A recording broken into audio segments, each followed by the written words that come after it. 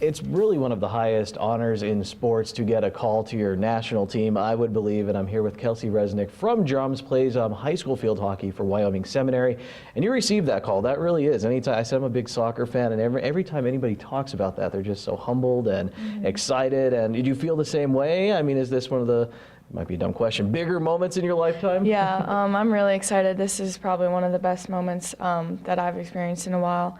In field hockey, I've been working very, very hard, and it's just finally paying off. Was it an email you received or a phone call? How did you find out? It was released on Twitter, actually, just a list, yeah. So you see your name there and life changes. Let's go back a little bit to when you first started playing field hockey, because this is a great story, and you're a talented athlete in general, because you were a swimmer, you said, at the Hazelton YWCA now with Rob Gold, and you're very good at that.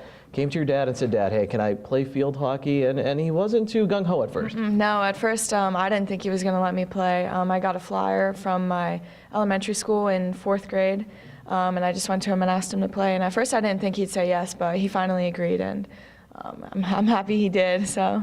What was the transition like for you, being successful in the pool? I mean, have you always had success at field hockey? Was there an adjustment period? I know so much people always say, you know, natural talent, it just comes, but I'm sure there was work that went into it as well. Yeah, of course. So with me, I feel like just I have like that athletic nature, like background, but in the beginning, of course, I had to do like a lot of work. There were a lot of girls that were like a lot better than me up until probably around 7th and 8th grade. That's like when I finally like found like myself, I guess, in my playing.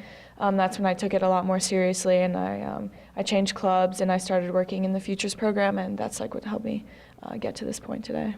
When you say you found yourself a little bit, I think with me in journalism, like finding a voice or something, what did you know? Was it like, oh, my passing's really good now? Or is it a confidence thing? Was it something you saw on the field? Was it everything?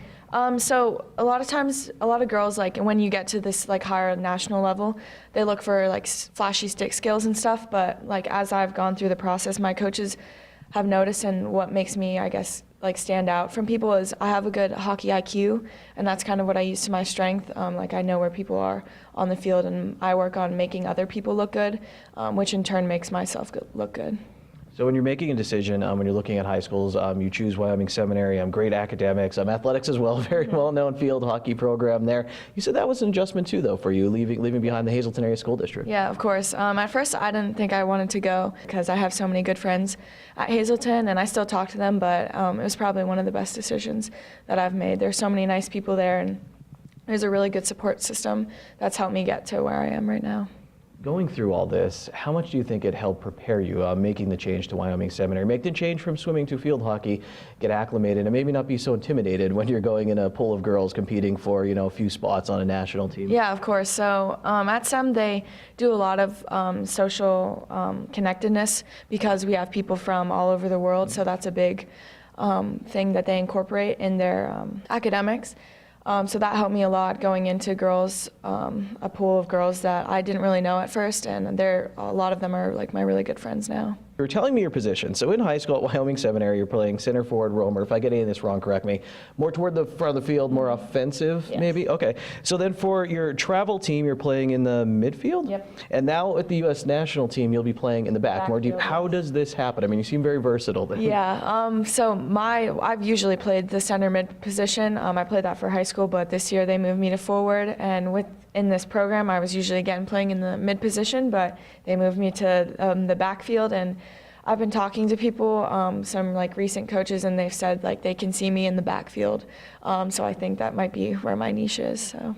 Nice, but you don't mind doing it all? No, I love it. I could play wherever, it doesn't matter. How challenging is it as you do all this? You read through the schedule. I mean, right after Christmas, you're at a tournament. This is a year-round thing, obviously, for you. You're managing academics at a school with high academic standards like Wyoming Seminary. Is it a challenge? Is it fun? What's your life like?